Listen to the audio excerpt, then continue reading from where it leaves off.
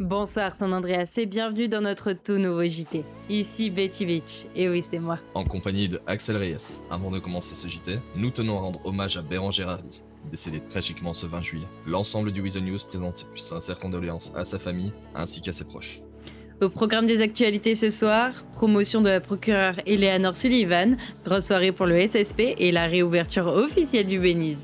Pour commencer cette édition, notre merveilleuse ville a enfin un nouveau, ou devrais-je dire une nouvelle procureure générale. Félicitations à Madame Eleanor Sullivan pour sa nouvelle prise de fonction. Lors de sa prise de poste, Madame la procureure a déclaré vouloir garantir le bien-être des citoyens, promouvoir la justice ainsi que la prospérité et les libertés tout en protégeant les droits de chacun. Elle a également insisté sur l'importance du partenariat entre le DOJ et le gouvernement sur la gestion des dossiers citoyens afin qu'ils soient traités avec impartialité. Et pour continuer cette édition, de multiples braquages ont eu lieu ce mercredi 22 juillet. En effet, pas moins de 7 braquages ont été recensés, laissant les unités du SSP en difficulté d'effectif. Malgré le manque d'unité, ils sont parvenus à être présents sur toutes les interventions afin d'assurer la protection de tous les otages. D'après des sources sûres, de nouveaux agents devraient intégrer les forces de l'ordre très rapidement. Et pour terminer cette édition, le Beniz a officiellement réouvert ses portes avec une soirée d'exception.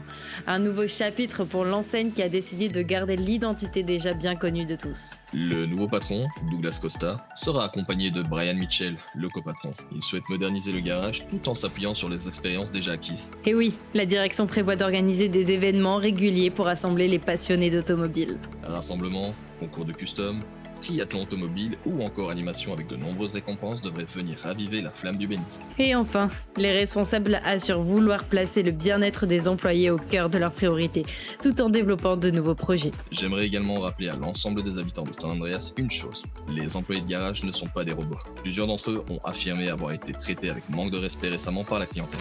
Et c'est déjà la fin de ce JT. Merci de nous avoir suivis, c'était Betty Beach, et oui c'est moi. Et Axel Reyes. N'hésitez pas à acheter nos éditions pour nous soutenir et n'oubliez pas. L'art de la presse, c'est Weasel News.